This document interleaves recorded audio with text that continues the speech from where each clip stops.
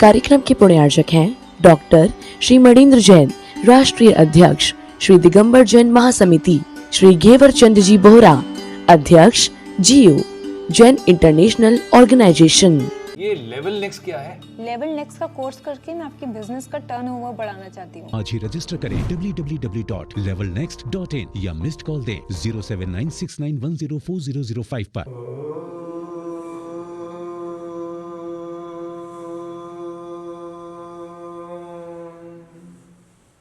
ऋषभाय नमः। प्यारे परिभव्यात्माओं, बच्चे कोरी किताब हैं, कोरी स्लेट हैं, खाली हार्ड डिस्क हैं।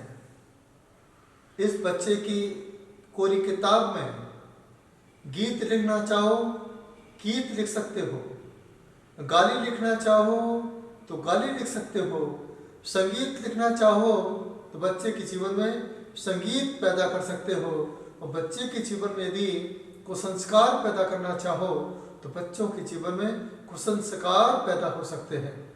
बच्चों को आप चाहो तो राम बना सकते हो, बच्चों को चाहो तो आप रावण भी बना सकते हो, बच्चों को चाहो आप कंस बना सकते हो, चाहो तो आप कृष्ण बना सकते हो। आप अपनी बेटी को कैकेयी भी बना सकते हो, और चाहो तो कौशल्या बना सकते हो। अपनी बेटी को सीता भी बना सकते हो और सुपर्णखा भी बना सकते हो। जो भी बनाना है आपको ही बनाना है। विचार कीजिए, जब आपने बच्चे के कान में हिंदू मंत्र सुनाया, वह बच्चा उसी समय हिंदू हो गया। आपने बच्चे के कान में कुरान शरीफ की आयतें सुनाई, आपका बच्चा मुस्लिम हो गया। आपने बच्चे के कान में जपू का पाठ सुनाया, गुरु ग्रंथ साहिब सुनाया, आपका बच्चा सिख हो गया।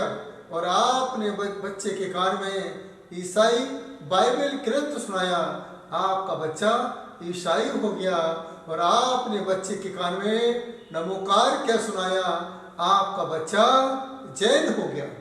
जो आपने बनाया आपका बच्चा बन गया। आपने हिंदू बनाया, बच्चा हिंदू बन गया। मुस्लिम बनाया, मुस्लिम बन गया। सिख बनाया, सिख बन गया। ईसाई बनाया, ईसाई बन गया। और आपने जैन बनाया तो आपका बच्चा जैन हो गया। हम जैसा चाहें बच्चों के जीवन को परिवर्तित कर सकते हैं। हम जैसा चाहें बच्चों के जीवन में नए आयाम पैदा कर सकते हैं, क्योंकि बच्चे आपका भविष्य है। आपके पास भले ही कितना पैसा हो, लेकिन जब तक बच्चों में अच्छे संस्कार नहीं हैं, वह पैसा किसी भी काम का नहीं है। ऐसा कहते भी हैं, पूत कपूत तो का धन संचय, और पूत सपूत तो का धन संचय। यदि पूत पुत्र कपूत निकल जाए, कुसंस्कारी निकल जाए, गलत रास्ते पर चला जाए, तो आप कितना भी पैसा इकट्ठा कर लेना, तो वह पैसा भी किसी काम का नहीं।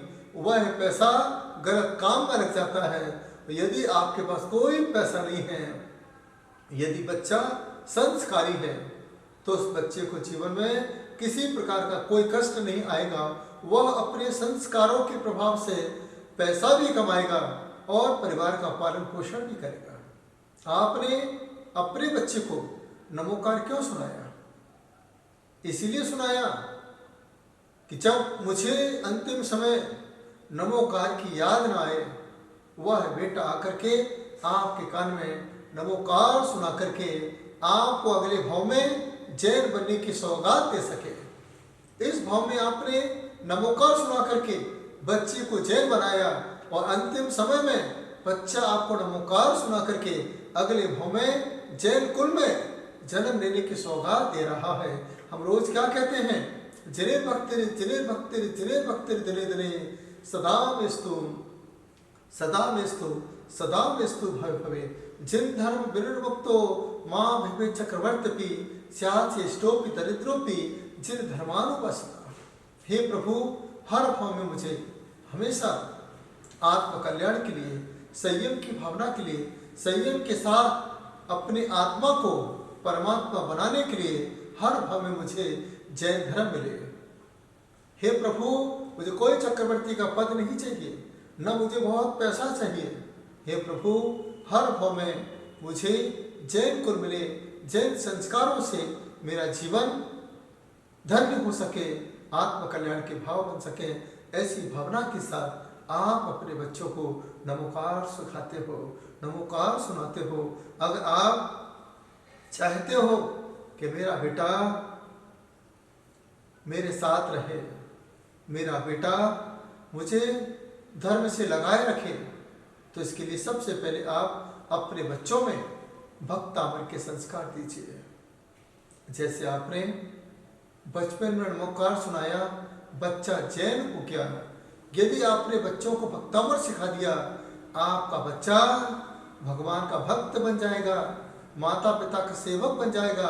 आपका ही बच्चा श्रवण कुमार बन के कांधे पर उठा करके आपको समय शिखर की यात्रा करा देगा, गिरनार चंपापुरी की यात्रा करा देगा। सिर्फ काम बचपन में आपको करना पड़ेगा। यह बच्चे एक छोटे से तने हैं, इस तने को यदि हमने सहारा दे दिया तो यही तना बड़ा होकर के वृक्ष बन जाएगा और इसी वृक्ष में फल लगना प्रारंभ हो जाएंगे। सिर्फ अभी इस समय आपको सहारे की जरूरत है। जब तक बच्चा 8 से 10 साल का नहीं हो जाए, तब तक आप उसे संस्कारित कर सकते हो। तब तक आप जो सिखाना चाहो वह सिखा सकते हो, जैसा रखना चाहो वैसा रख सकते हो, जैसा ढालना चाहो वैसा वह बच्चा आपके जीवन में ढल सकता है। यह एक उम्र होती है जिस दिन आपकी चप्पल और जूते बच्चों के पैरों में आ जाएं, उस समय आप कुछ भी नहीं समझा सकते हो। उस समय तो बराबरी से बात करना पड़ती है।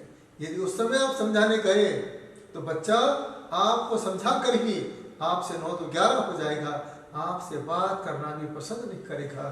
तो जो कुछ भी देना है, जब तक तने हैं पौधे हैं तब तक देते चले जाना। जो भी पानी जितना भी अपने हाथों से डालना हो डालते चले जाना। बड़े पेड़ में फिर पानी डालने की कोई जरूरत नहीं है, वह पेड़ अपने आप पानी को एब्जॉर्ब कर लेता है, हवा को एब्जॉर्ब कर लेता है, सूर्य की रोशनी को एब्जॉर्ब कर लेता है। जो कुछ भी करना है बचपन में आप बच्चों के साथ कीजिए, तो ही आप अपने जीवन को संस्कारी बना सकते हैं। भक्तावर सिखाने का अर्थ इतना ही है कि बच्चे आपको भगवान का भक्त बनाए रखें। इतने समय तक हमने भगवान की पूजन की, भक्तावर का पाठ किए, विधान किए, अनुष्ठान किए, तीर्थ यात्राएं की, कहीं ये चीज बेकार ना चली जाए, इसलिए अपने बच्चों में धार्मिक संस्कारों का बीजारोपण करते चले जाना। और भक्तावर सिखाने के लिए डांटने की कोई जरूरत नहीं। आज के बच्चे डांट से नहीं समझाने से सीखते हैं। आज के बच्चे वैज्ञानिक हैं, वैज्ञानिक पद्धति से जुड़े हैं, तर्क से जुड़े हैं। वह लॉजिक के साथ हर चीज को समझना चाहते हैं। मैं भी आपसे कहना चाहता हूं, बच्चों को क्रियाकांडी मत बनाइए, बच्चों को लॉजिक के साथ नमोकार भक्तामर जो भी आपको धर्म सिखाना है लॉजिक के साथ सिखाइए। को जहां पर लॉजिक होता है वहीं पर ही मैजिक हो जाया करता है, वहीं पर ही चमत्कार हो जाता है। आज जब हम बाजार में कोई चीज लेने जाते हैं, जब किसी चीज का लॉजिक बताया जाता है तो वह चीज सबसे ज्यादा बिकती है। और जिस चीज का कोई लॉजिक नहीं होता है उस चीज की कोई वैल्यू नहीं होती है। तो जब तक धर्म का लॉजिक नहीं पता है तब तक कोई बच्चा आपके धर्म से जुड़ नहीं पाएगा। मैं चाहता हूं आप अपने बच्चों को हर चीज का लॉजिक दीजिए। यदि आपके बच्चे कहें माँ तीर्थंकर 24 क्यों होते हैं, ये मत कहना बेटा होते हैं, होते थे और होते रहेंगे, इसमें क्या दिमाग लगाना है। नहीं, आपको बच्चों के साथ लॉजिक से बात करना पड़ेगी, क्योंकि आपके बच्चे दूसरे समाज के बच्चों के साथ पढ़ते हैं, दूसरे समाज के बच्चों के साथ खेलते हैं, दूसरे बच्चों के साथ पिकनिक मनाने जाते हैं। और किसी दूसरे बच्चे ने पूछ लिया कि आपके धर्म में 24 तीर्थंकर क्यों होते हैं? और यदि तुम्हारा बच्चा कहेगा होते थे, होते हैं, होते ही रहेंगे, ये क्या बात है? ये क्या लॉजिक है? जब कोई आपका बच्चा आपसे प्रश्न करे उस समय इतना ही कहना, बेटा एक दिन में 24 घंटे क्यों होते हैं? बच्चा कहेगा माँ होते हैं। तिरंगे झंडे के अंदर जो चक्र है उसमें 24 लाइन क्यों होती हैं? बच्चा कहेगा माँ होती है। यही तो बेटा मैं आपसे कह रही हूं, जिस प्रकार से एक दिन में 24 घंटे होते हैं, 25 घंटे नहीं होते हैं। तिरंगे झंडे के अंदर जो चक्र है उसमें 24 लाइन होती हैं, 25 लाइन ही होती हैं। इसी प्रकार से तीर्थंकर 24 ही होते हैं, 25 कभी हो नहीं सकते हैं। ये आपके बच्चे का तर्क से जवाब है। याद रखना, तिरंगे झंडे में जो चक्र है वो 24 तीर्थंकर का प्रतीक है। यह आपको संदेश दे रहा है, संकेत दे रहा है कि जब तक भारत देश है 24 तीर्थंकरों की एनर्जी से जुड़ा है, इस पावर से जुड़ा है, तभी तक यह भारत देश संस्कारों के साथ जुड़ा रहेगा। संस्कारों का संक्रांत इस भारत देश में होता रहेगा। सुजलाम सुफलाम मलियज शीतलाम सस्य श्याम नाम मातरम वंदे मातरम। ये भारत माता है, इसलिए भारत और भक्तांबर दोनों की राशि एक है, दोनों का संबंध एक है। अब आप चाहते हैं कि आपके बच्चे भारतवासी रहें, भारत देश के प्रति समर्पित रहें, भारत माता के प्रति समर्पित रहें, जन्म देने वाली माता के प्रति समर्पित रहें और जिनवाणी माता के प्रति समर्पित रहें। आइए अब सुनाएं बच्चों को भक्तांबर। कैसे सिखाएं? बहुत सुंदर सा तरीका है, कुछ नहीं कहना है। आपका बच्चा जब गोदी में खेले, सिर पर हाथ रख के थपथपाते हुए उससे पहला पहला काव्य सुनाते जाइए, क्योंकि अभी बच्चा आपके पैरों में पड़ा हुआ है। मानतुंग आचार्य ने पहले नंबर काव्य में पैरों की बात कही है। बच्चा आपके पैर पकड़ रहा है और आचार्य मानतुंग स्वामी बच्चे बन करके अपनी बात भगवान के सामने रख रहे हैं। अरे मानतुंग आचार्य के सामने कोई आदिनाथ भगवान नहीं थे, ना कोई चिन्वानी माता थी।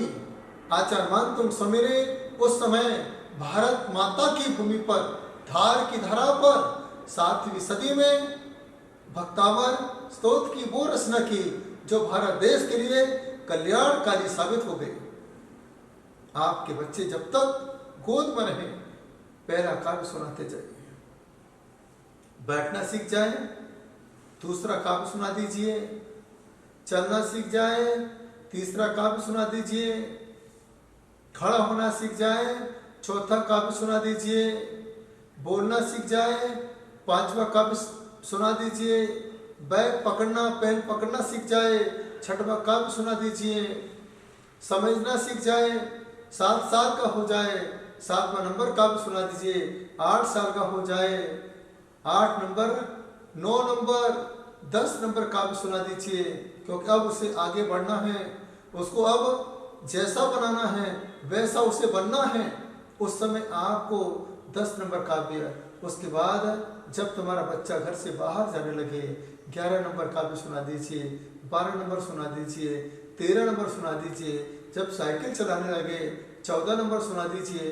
मन उसका टीवी में लगने लगे, मोबाइल में लगने लगे, 15 नंबर, 16 नंबर सुना दीजिए।